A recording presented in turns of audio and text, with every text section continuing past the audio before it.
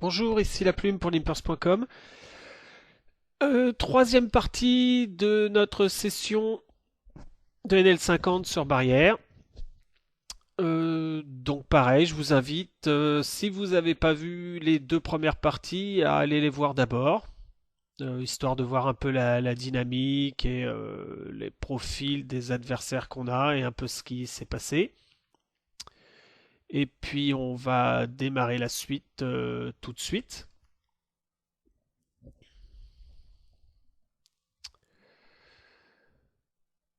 Donc pour l'instant, la session, je suis assez agressif au niveau des 3 bêtes. J'ai eu aussi pas mal de premium, hein, donc au niveau de l'image, je suis pas trop respecté. Euh, et la session s'est plutôt bien passée. Je sais pas comment ça termine, mais pour l'instant, ça va. Donc j'ai pas non plus une image de quelqu'un qui pourrait être énervé parce qu'il perd. Ça se passe plutôt bien, donc c'est pas le cas. Mais j'ai une image d'un joueur quand même assez 3 betteurs quoi. J'ai fait quand même pas mal de 3 bêtes, notamment parce que j'ai eu des mains et que si vu que j'ai rajouté quelques 3 bêtes light dedans, bah ça monte tout de suite assez vite. Euh, donc là j'ai les valets contre Pinta, c'est un easy 3 bêtes pour value. Je serais pas surpris de le voir provoquer certaines choses, des 4 bêtes light, mais des 4 bêtes dans value, c'est-à-dire des 4 bêtes pour call mon shove, avec pourquoi pas un pocket 10, pocket 9, des pockets, puisque ce joueur-là, je l'ai déjà 4 bêtes deux fois, je l'ai 3 bêtes, je sais pas si je l'ai vraiment beaucoup 3 bêtes, mais en tout cas je l'ai pas mal 4 bêtes, une fois en value, une fois en bluff. Et donc ici, clairement, bah là c'était pas un 3 bet d'ailleurs, c'était un squeeze, mais c'était assez normal. Euh, Ici, clairement, pareil, Exocet, je l'ai beaucoup 3 bet. Il m'a vu beaucoup le 3 bet, il m'a vu faire beaucoup de moves. Je pense qu'ici, évidemment, il peut slow play des mains type As Roi Roi, mais je pense qu'il a plus souvent euh, des mains du type As Roi, As Dame et pas mal de pocket type 10-10, 9-9, 8-8. Donc ici, je vais souvent me retrouver en flip et je vais dominer une partie de ces pockets. Alors évidemment, il peut y avoir toujours un As, Roi, Roi, Dame, Dame, mais je pense qu'il y a beaucoup plus souvent. Les joueurs globalement font beaucoup plus souvent de New York Back Raise avec As, Roi, avec des mains type Valet-Valet, euh, que les As ou les Rois, à ce que j'ai vu. Donc globalement ici je vais souvent être en flip euh, et de temps en temps contre 10-10 et 9-9.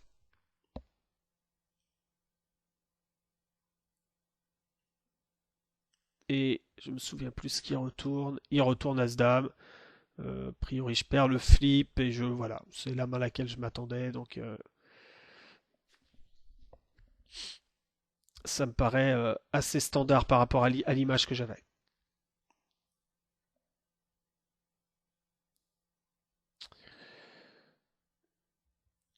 Ici je suis 3 bêtes au bouton. Dans la vidéo précédente, j'ai expliqué que j'aimais bien avoir des bloqueurs pour 4 bêtes et ainsi de suite. Sauf qu'il faut pas se level. Il a 4% de 3 bêtes, donc je vous renvoie aussi dans la première vidéo où j'analyse un peu le taux de 3 bêtes. Ici, c'est énormément de value, très peu de bluff. Je vais même pas défendre. Je domine absolument pas sa range de 3 bêtes.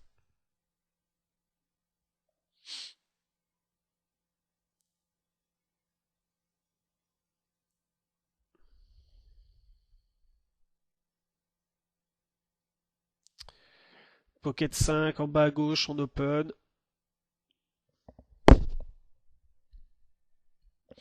C'est défendu. Ici, j'en ai déjà parlé dans les vidéos précédentes. Je préfère largement continuation bet ici.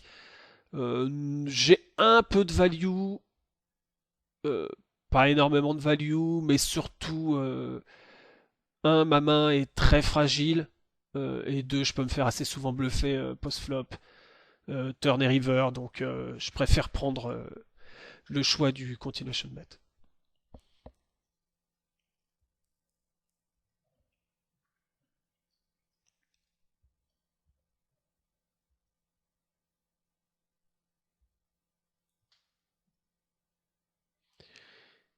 Ici, je décide de re-3 bet light à less like.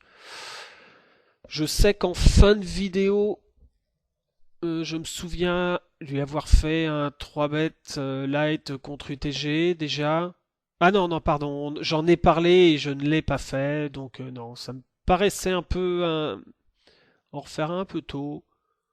C'était un peu trop le chercher peut-être, mais finalement je l'ai pas fait, donc même si globalement, en général, je préfère 3 bet light avec des mains suitées pour me faciliter mes choix post-flop. En général, quand on va avoir un draw, soit un draw directement au flop, un flush draw, soit un flush draw en backdoor qui se met au niveau de la turn, les plays vont être assez standards et assez faciles. Euh, Globalement, il a 85% de fold au 3 bet et c'est un joueur sur qui on peut vraiment abuser du 3 bet.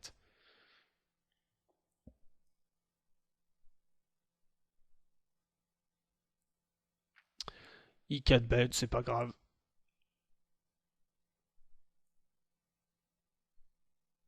Alors on va revenir, on a deux mains, on a le 4-4 en bas à gauche, et on ira voir le roi-dame après.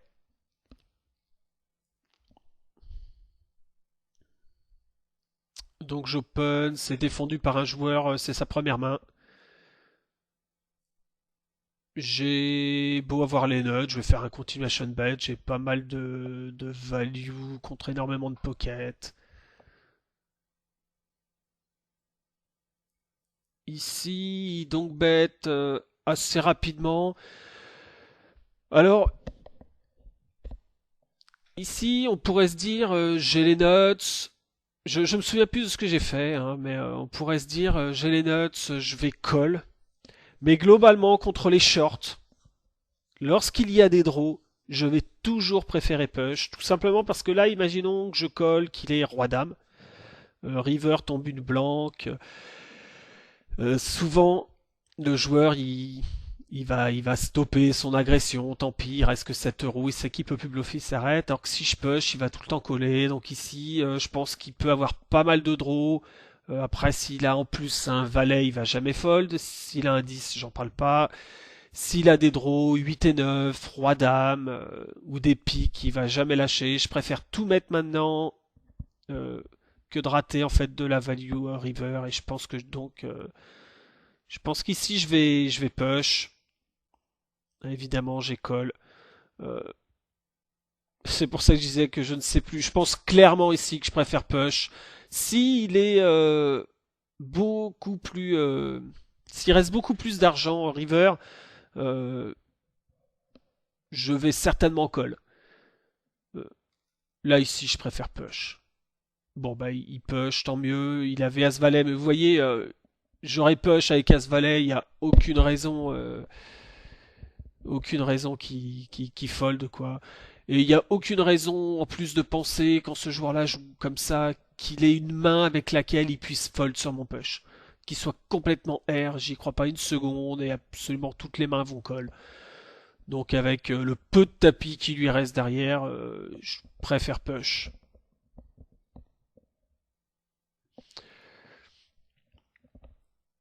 Donc on va revenir sur le roi dame.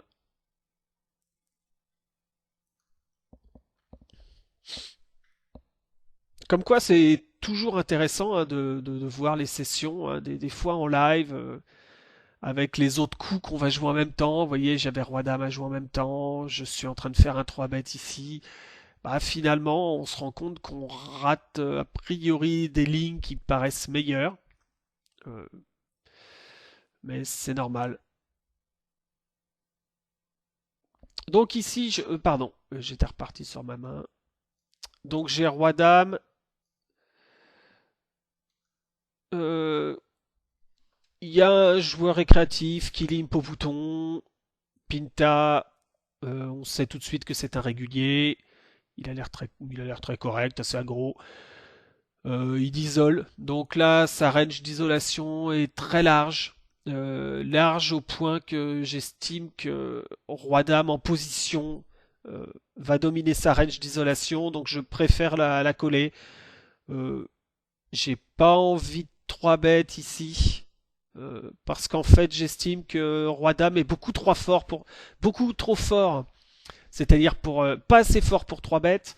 Et attendez, je m'explique. Euh, je vais rien value si je 3 bêtes. Je pense pas être collé par moins bien. Et par contre, si je colle, je domine complètement sa range. Donc si j'avais ici à faire un bluff, je préférerais le faire avec une main du type As-X, des As-2, ou des rois X, ou peu importe, mais des mains qui sont pas très bonnes, et je vais bluffer. Ici, j'ai pas envie de bluffer avec cette main avec Roi-Dame ici. Je pense clairement dominer sa range. Aucune raison de 3 bêtes. Ça serait gâcher en fait le potentiel de cette main en position contre sa range. Donc je colle. Bon bah forcément le flop est parfait. Il fait un continuation bet. Ici, je l'avais dit aussi dans la vidéo précédente, j'ai le choix. Soit je colle, ce que je vais faire assez souvent, soit je vais raise. Si j'estime que dans la dynamique, ça peut être intéressant de provoquer une réaction de chez mon adversaire qui comprendrait pas trop pourquoi j'aurais envie de raise ici un roi et qui pourrait se level. Je pourrais le faire contre une range assez strong. Je pense que sa range est quand même assez faible et que j'ai pas envie de le faire.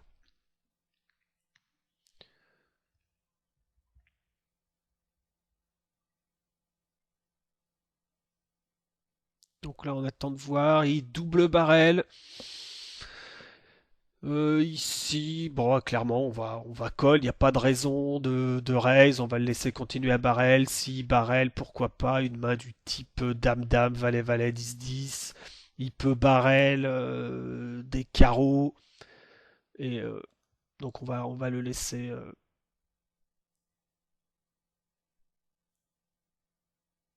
tranquillement barrel.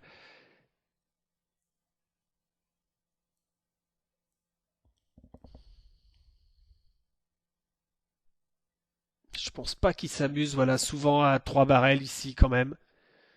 Euh, c'est vraiment un mauvais spot, soit à bluff. S'il a les carreaux, je pense pas qu'il bluffe. Moi, il va jamais bluffer river s'il les rate.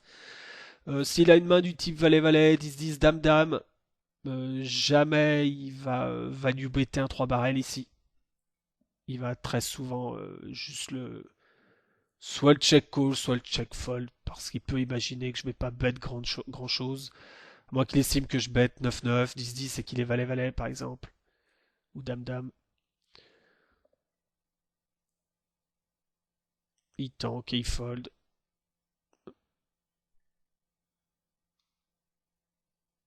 On va revenir sur le As-Roi en bas à droite. Donc il y a un min-open d'un joueur récréatif a priori. Donc on va le 3 bet en value.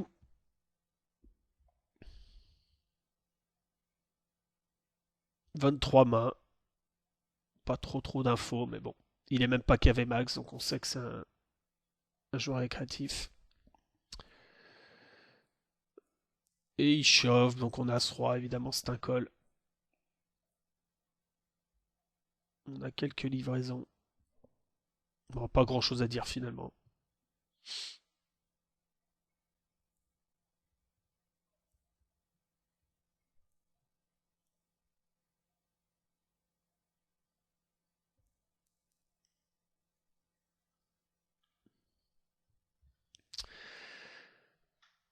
Bah, pas de main à commenter pour le moment.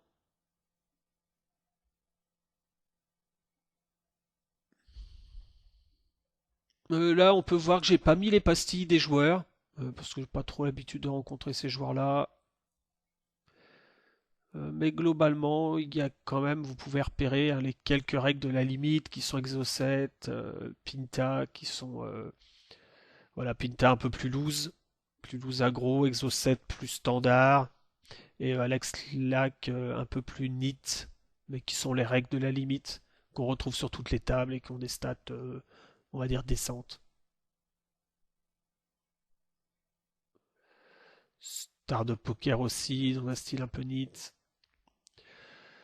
Ici, Roi 6, j'open, je suis clickback 3 bêtes. Je vais voir le flop, je m'en vais.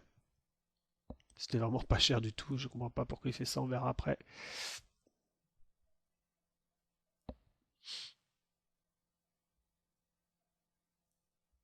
Donc à 7, oui, c'est un open au cut-off. Surtout qu'il y a des joueurs assez neat et Stana 4 qui a l'air d'être le spot de la table.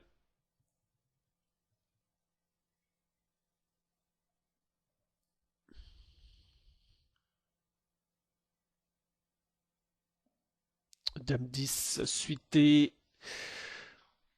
En haut au milieu, c'est aussi un open, évidemment au cut-off. C'est une très très bonne main pour jouer post-flop.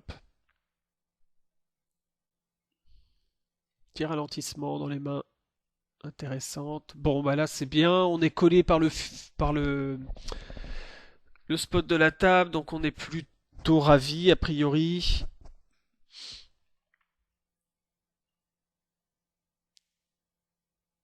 Grégousse qui suit aussi. Alors, typiquement, à chaque fois, depuis tout à l'heure, on avait deuxième paire. Je vous ai dit qu'il fallait continuation bet, c'était quand même préférable. La main était fragile, c'était un peu plus facile. Ici, finalement, à part voir un roi tomber turn, j'ai pas peur de grand chose, donc elle est pas si fragile que ça, cette main. Et je pense que je vais passer en mode check call. Surtout que ce sont des joueurs qui, je ne pense pas, vont essayer de mood play plus que ça. Ils peuvent essayer de voler une street, mais je pense pas qu'ils aient le profil à me voler plusieurs streets, à profiter d'une apparente faiblesse. Donc je vais plutôt check call. Ici, par contre, quand Stanakat bet et que Grégousse paye, je pense que globalement ma main est souvent derrière et que c'est un fold. Il y en a au moins un des deux qui doit avoir un as, voire une dame mieux kickée, dame valet, roi dame. Euh, donc je pense que c'est un fold. J'aurais call, hein, juste Stanakat, mais là en 3 way, je pense que je suis battu. Battu assez souvent, on ne peut pas dire tout le temps, mais globalement assez souvent. Voilà, donc bête et shove. Est-ce qu'on va avoir les mains?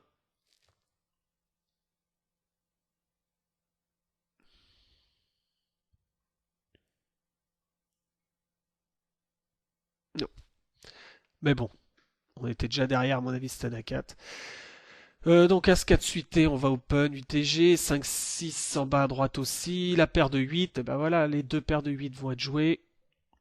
Paire de 8, c'est possible que je décide de la 3 bêtes.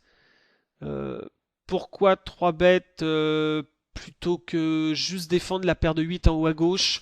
Tout simplement parce que Lulu et le joueur qu'on a envie de rencontrer, le joueur qui joue 75-36, pas la peine de faire un dessin, on a compris quel style de joueur c'était, on est deep, et que ça m'embête d'arriver au flop, de prendre un set et d'avoir un pot qui fasse 2 euros. Euh, alors qu'on va avoir 100 euros derrière, ça va être dur de faire gonfler le pot assez. Pas évident. Donc je décide de 3 bêtes déjà bah, pour prendre l'initiative du coup. Et si jamais je prends un set, d'avoir un pot beaucoup plus gros, beaucoup plus facile à faire grossir. Et puis de toute façon j'ai la position. Si j'ai envie de check back, je pourrais le faire à tout moment avec ma paire de 8 si j'ai pas touché. Euh, Mais là ça me semble préférable. Bon, bah, il fold.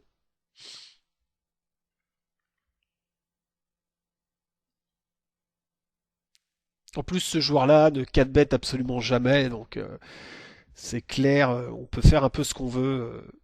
Quand on veut 3 bêtes en value, en bluff, ou peu importe, on sait qu'on sera pas 4 bêtes. Paire de 8 en bas à droite, donc continuation bet, ce que j'expliquais tout à l'heure, même avec deuxième paire. Euh, Là ici, hop, je vais revenir vite fait sur As-4. Euh, Là, je vous invite à aller voir la deuxième partie de la session où je fais justement une analyse un peu de la range de push. Et As-4 est trop limite pour payer 10 pour 13. Il faudrait au moins 20 dans le pot pour que je puisse payer. Euh, Là, c'est trop limite. Même si ce joueur-là vient de perdre un pot assez conséquent par rapport à son tapis, euh, on peut estimer quand même contre UTG, on n'a pas la cote.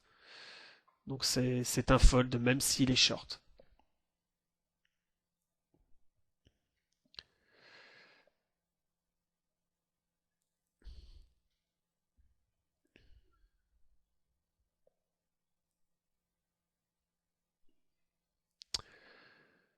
Sept et 9 suités contre UTG qui open, on peut 3 bet, on peut fold.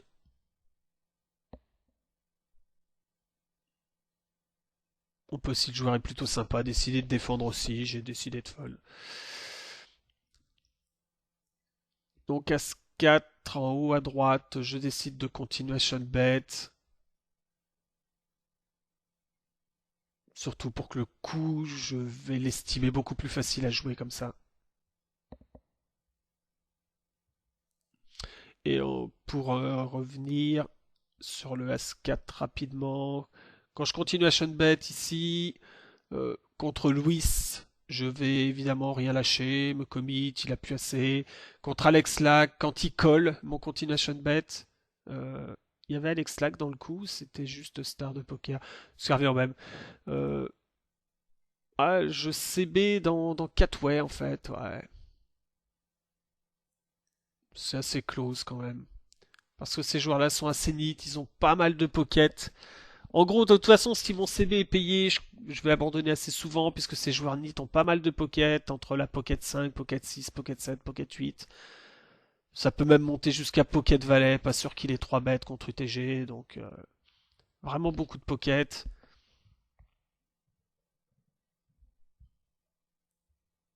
Donc clairement j'ai CB, mais pour éviter d'avoir à lâcher le coup post-flop, à lâcher le coup à la turn ou river. Mais si je suis payé, je suis tout le temps derrière. Pardon, j'étais en train d'attendre que ça redémarre. Donc là, on peut décider de miser ou alors d'abandonner. Parce que clairement, si on check, ça va être dur derrière avec toutes les cartes qui vont tomber de subir la pression si ça bête. Bon, ça passe. Roi valet de pique au bouton, on open. Sur un joueur qui défend pas trop.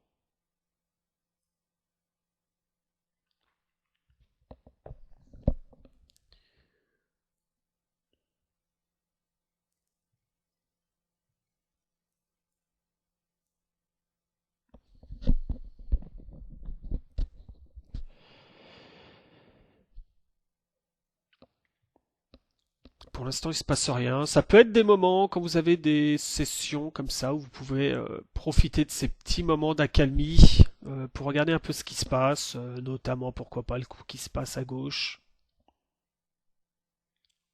pour essayer d'avoir des informations sur par exemple ce joueur qui a que 7 mains qu'on connaît pas. Voilà, je l'ai vu min raise turn, bon il avait les nuts. Bon là c'est un setup, même si lui avec 3 et 8 a une main bien faible, mais bon il a plus d'argent.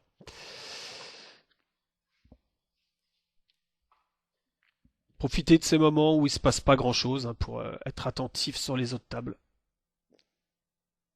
Faut toujours profiter pour prendre quelques notes importantes. C'est pas tout le temps évident en live de voir un peu ce qui se passe autour.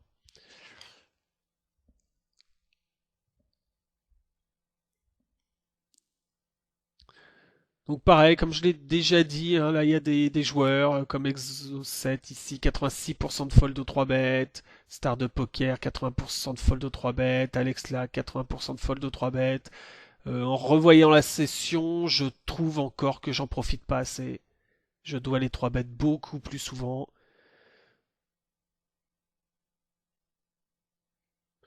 Là, Pinta, je le 3 bêtes, 71%, est plutôt un peu plus standard.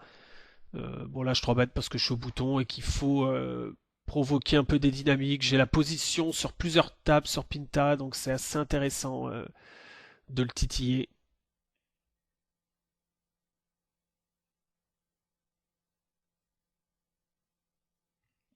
C'est un très bon flop. Ici, c'est plutôt un très bon flop à CB, à faire un continuation bet, voire quasiment tout le temps un 2 barrel. Parce qu'ici, la seule main qu'il peut avoir, bon, il peut avoir As-Dame, et ce qui paierait 2 barrels, peut-être, je sais pas. Mais quand vous avez un flop, en fait, avec un roi dans un pot 3 bêtes, la seule main euh, qu'il a, en fait, est roi-dame. En général, un joueur correct. Et donc, s'il paye, euh, il peut aussi encore avoir beaucoup de pocket qu'il a du mal à lâcher. Et il va avoir beaucoup de mal à payer le deuxième barrel.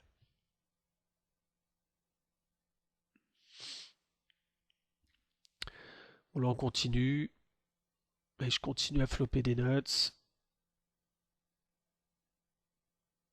Donc on va CB avec le trips de dame. Bon, ça donne rien. Alors vous voyez là, je peux ici, j'ai valet 5 au small blind, une main que je peux ouvrir assez souvent et j'ai décidé de la folder. Euh, En small blind, soyez pas trop loose, notamment si vous avez un joueur compétent en big blind. Notamment si une dynamique se met en place, il peut aussi en profiter pour souvent vous 3 bêtes, souvent vous float, et ça va être un coup assez difficile à jouer. Prévoyez-le et resserrez un peu votre range d'open au small blind contre des big blinds qui peuvent être assez pénibles à jouer. C'est des choses qu'il faut prévoir et non pas se retrouver sur un flop et devoir give up à chaque fois parce qu'on le prévoit un tout petit peu tard. Prévoyez le même pré-flop. Pensez à resserrer un peu votre range.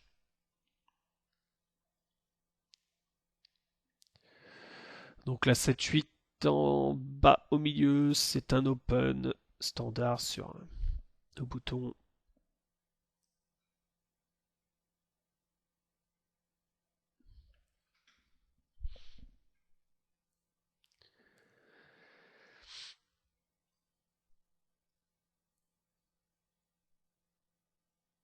5-7, je vais revenir sur le 5-7 UTG.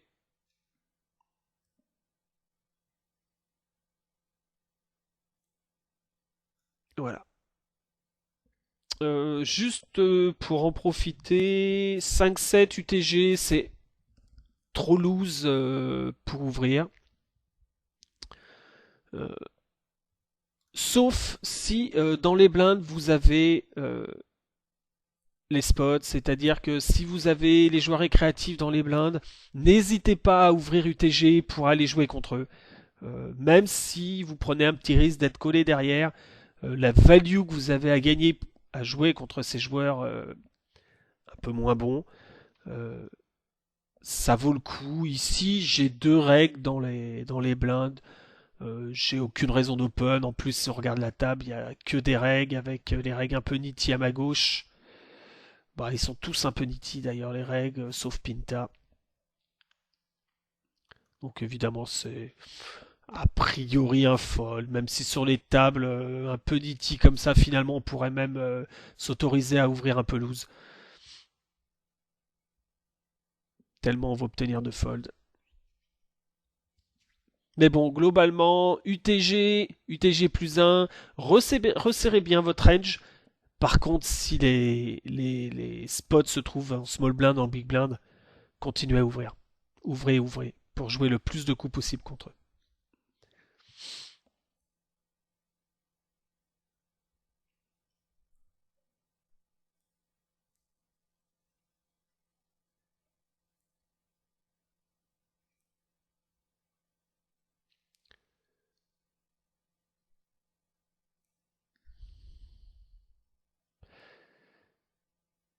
Continue. On va avoir le 7-7 peut-être en bas à droite ou le As-3 suité en haut à gauche.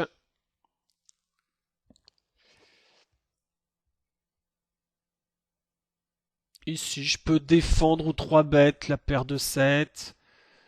Euh, je pense que je peux un peu plus la défendre, histoire de garder un peu... essayer d'avoir des bonnes mains contre lui, parce qu'il fold quand même beaucoup. Le As-3, ouais, là je vais décider jusqu'au bout en espérant qu'il ait une paire de 5. Ça ressemble quand même à une main qui a de la showdown value, hein. Euh, Jouer comme ça, genre une pocket de sa part. Donc je peux être quand même globalement assez souvent devant. Voilà, une pocket 2. À partir du moment où un joueur régulier ne s'émet pas un flop avec un As, hein, c'est qu'il a souvent de la showdown value. Euh, donc je vais revenir vite fait sur le As-3.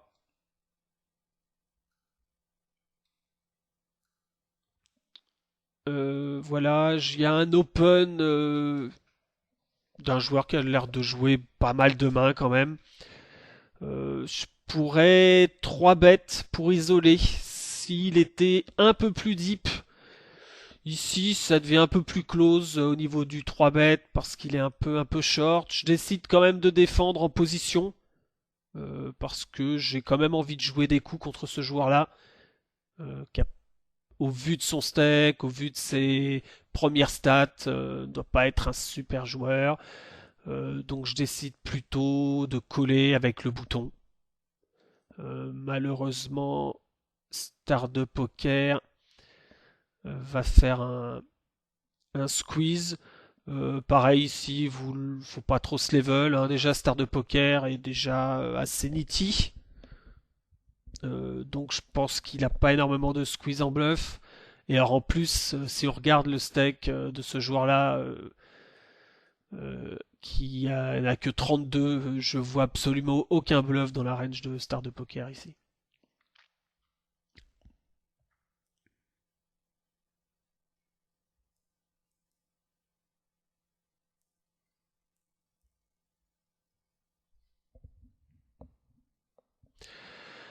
Donc 5-6 de trèfle en haut au milieu, en open. Est-ce qu'il va se passer quelque chose?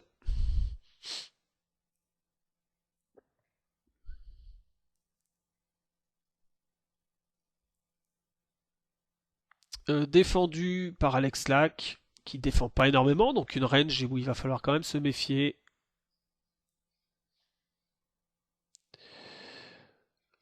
On est dans un 3-way avec deux joueurs assez nitty. Maintenant, on a une gutshot et on a un backdoor trèfle. Donc, dans l'idée, je pense qu'ici, on peut quand même assez souvent faire le continuation bet avec un petit plan dans la main qui va être de barrel à peu près tous les trèfles à la turn, qui va être de barrel les scared cards.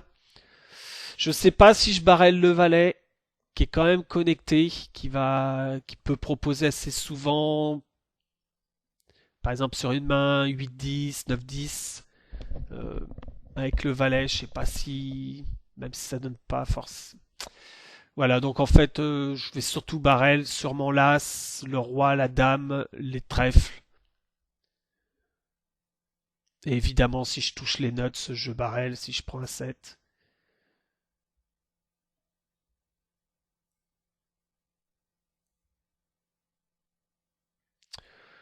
Euh, le 6, je vais, je pense, pas transformer en bluff. Il n'y a pas trop d'intérêt. Je pense pas lui faire folder grand chose. Il est pas non plus hyper agressif de ce que j'ai vu. Voilà, quand il a quelque chose, capable de check back quand même assez souvent quand il a de la show non value. Euh, donc il bet ici. De toute façon, c'était 3 way au flop. Je pense pas qu'il est. On est clairement derrière. Il n'y a pas grand chose à faire. C'était pas la bonne carte pour le faire. Ce qui est important de toute façon, c'est d'avoir un plan. Vous êtes au flop, vous savez ce que vous avez envie de faire. Si les cartes qui tombent ne sont pas celles sur lesquelles on comptait pour notre plan, bah tant pis, on abandonne. C'est pas très important. À partir du moment où on n'est pas parti à l'aveuglette, c'est le principal. Donc là, j'ouvre As-Dame. Va pas être une situation très facile. Je pense que Pinta capable de me 3 bet bluff ici. Jamais je vais 4 bêtes ici, il n'y a aucun intérêt, on est deep. Ça serait transformer une main trop forte en bluff. Et de toute façon, on bluffe rien. Donc c'est pour ça que c'est embêtant. Si on 4 bêtes, on bluffe rien, on value rien. Donc je peux décider de call. Maintenant, on est deep. Je pense que je peux défendre. Voilà. Ici, ici clairement, contre ces bluffs, on a souvent la meilleure main. Euh, donc ça me dérange pas ici avec une over et une gutshot. Je vais assez souvent check call parce que je peux avoir la meilleure main contre ces bluffs. On est deep, si je prends le 10, je serais vraiment pas mécontent. Même on va dire le 10 de cœur serait bon. Euh, je me vois folder, donc on peut revenir sur la main. Je pense que le fold est pas bon ici. J'ai foldé parce que je pensais vraiment qu'il me bluffait pas. Si je pense qu'il me bluffe pas pré-flop, je pense que je dois fold pré-flop. Là, je suis très surpris. Je sais pas ce que j'avais en tête trop. Peut-être la fin de session. Je suis en train de fermer mes tables. Euh, j'ai pas envie de rentrer dans un gros coup, de faire des erreurs.